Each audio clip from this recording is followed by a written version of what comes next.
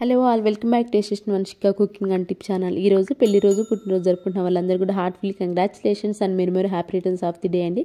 Skip చేయకుండా చూడడానికి అయితే ట్రై చేయండి. ఏది మీకు బాగా నచ్చింది అనేది కూడా కమెంట్ బాక్స్లో కమెంట్ చేయండి. యూస్ఫుల్గా అనిపిస్తే మాత్రం మీ ఫ్రెండ్స్ అండ్ ఫ్యామిలీకి షేర్ చేయండి. లైక్ అయితే ఇవ్వడం అసలు మర్చిపోకండి. ఫస్ట్ టిప్ని అయితే చూసేద్దామండి. ఒక గ్లాస్ వాటర్ అయితే తీసేసుకున్నాను. దానిలోని టీ పౌడర్ ఉంటుంది, మనం ఏదైతే ఫ్లేవర్ వాడుకుంటామో ఇంట్లో దాన్ని ఒక టీ పౌడర్ ఒక స్పూన్ అయితే వేసేసుకున్నానండి. ఎక్కువసేపు కూడా మరగ్గాల్సిన అవసరం లేదండి. జస్ట్ ఇలా వాటర్ అనేది కలర్ చేంజ్ అయితే సరిపోతుంది. దీనిలోని మీకు డెటాల్ కనుక అవైలబుల్లో ఉంది అనుకోండి, డెటాల్ కూడా ఒక స్పూన్ అయితే వేసేసుకోవాలండి. తర్వాత దీనిలో ఎక్స్పైరీ అయిపోయిన ట్యాబ్లెట్స్ ఉంటుంది కదండి, ఎక్స్పైరీ అయిపోయిన ట్యాబ్లెట్ని కూడా ఈ విధంగా పౌడర్ చేసేసి వేసుకోండి.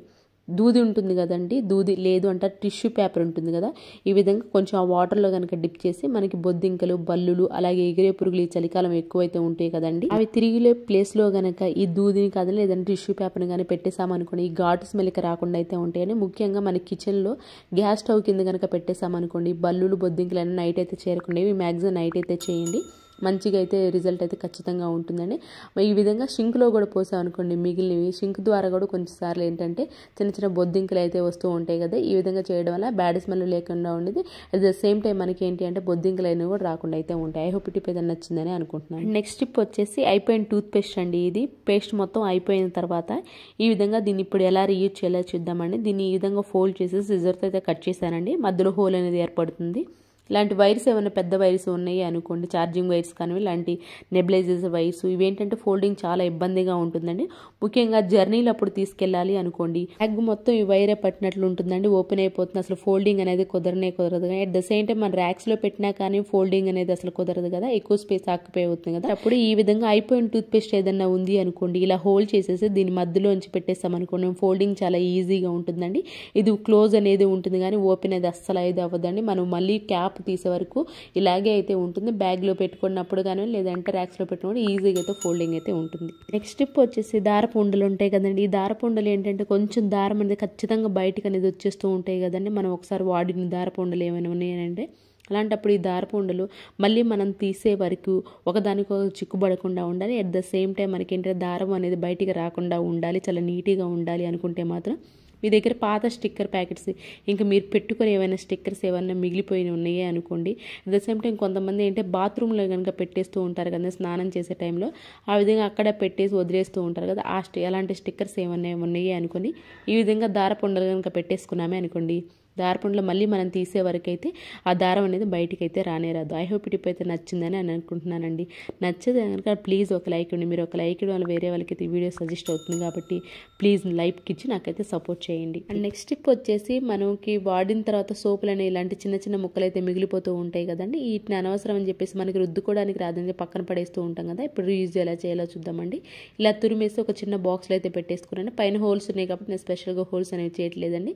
మీకు కనుక ఇలాంటి బాక్స్ లేదు అనుకోండి, బిర్యానీ బాక్స్ ఉంటుంది కదా, బిర్యానీ బాక్స్లో ఈ విధంగా తురిమిన సోప్ వేసేసి పైన క్యాప్ కనుక హోల్డ్ చేసేసి మనకి దీన్ని ఏంటి బట్టల్లో కనుక పెట్టేసుకున్నాం అనుకోండి, బట్టలు ఎలాంటి బ్యాడ్ స్మెల్ అయితే లేకుండా ఉంటే, బీరువాళ్ళ బట్టలు ఏంటి అంటే ఎప్పుడు క్లోజ్డ్లో ఉంటుంది కాబట్టి కొంచెం బ్యాడ్ స్మెల్ అయితే వస్తూ ఉంటుంది. అట్ ద సేమ్ టైం చలికాలం కాబట్టి ర్యాక్స్లో కూడా కొంచెం బ్యాడ్ స్మెల్ వస్తూ ఉన్నప్పుడు కనుక ఈ విధంగా సోప్ని తురిమేసి కనుక పెట్టేసామనుకోండి, బ్యాడ్ స్మెల్ అయితే లేకుండా అయితే ఉంటుంది. టిప్ అయితే నచ్చితే ప్లీజ్ మీకు ఏది బాగా నచ్చిందని కమెంట్ బాక్స్లో కమెంట్ చేయండి. నెక్స్ట్ టిప్ వచ్చేసి వెల్లుల్లి అయితే తురిమేసుకున్నానండి నేను. దానిలోనే పుదీనా ఉంటుంది కదండి, పుదీనాను కూడా తురిమేసుకున్నానండి. దానిలోనే ఫ్యూ డ్రాప్స్ కొంచెం అయితే కోకోనట్ ఆయిల్ని కూడా వేసేసుకున్నానండి. ఈ మూడు బాగా కలిపేసుకోవాలండి.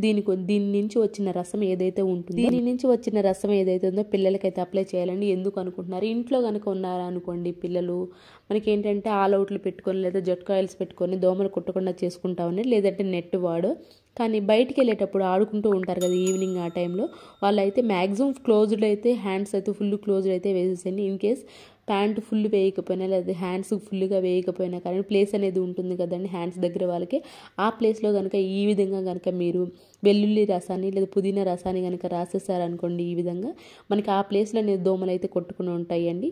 ఎక్కడైతే పిల్లలు స్కిన్ ఎక్కడైతే బయటకు కనిపిస్తుందో ఆ ప్లేస్లో కనుక ఈ విధంగా వెల్లుల్లి రసాన్ని రాశారనుకోండి, దోమలు అయితే కొట్టకుండా అయితే ఉంటాయి. ఐ హోప్ టిప్ కూడా నచ్చితే కనుక ప్లీజ్ మీ ఫ్రెండ్స్ అండ్ ఫ్యామిలీకి షేర్ చేయండి.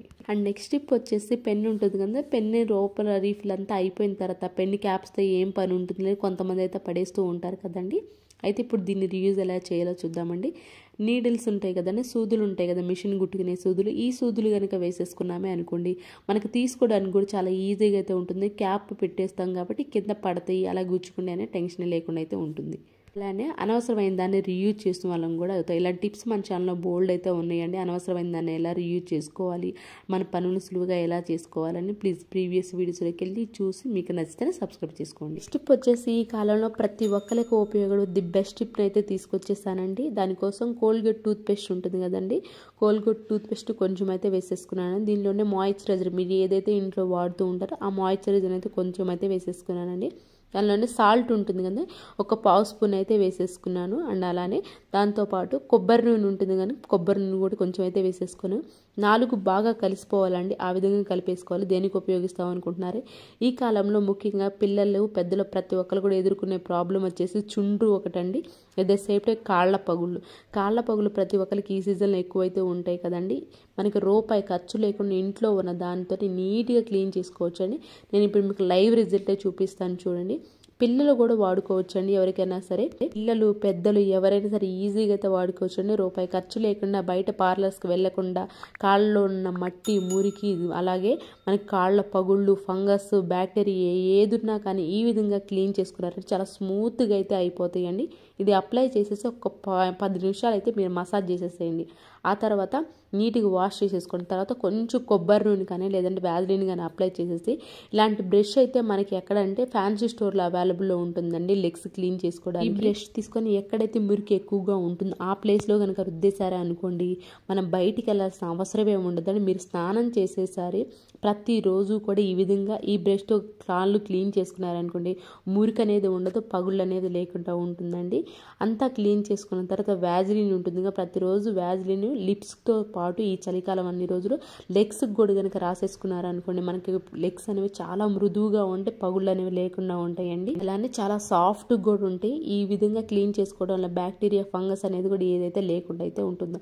ఐ హోప్ ఈ టిప్ అయితే నచ్చిందని. నచ్చితే కనుక ప్లీజ్ పక్కనే ఉన్న బెల్ సింబల్ అయితే యాక్టివేషన్లో ఉంచుకొని అలాంటి బ్రేక్ని ప్రెస్ చేయండి. నెక్స్ట్ టిప్ వచ్చేసి ఆయిల్ కనుక కింద పడింది అనుకోండి బై మిస్టేక్, దాన్ని అంతా క్లీన్ చేయాలి అనుకుంటే మనం దేంతో క్లీన్ చేసినా కూడా ఆయిల్ అంటుతూ ఉంటుంది కదండి.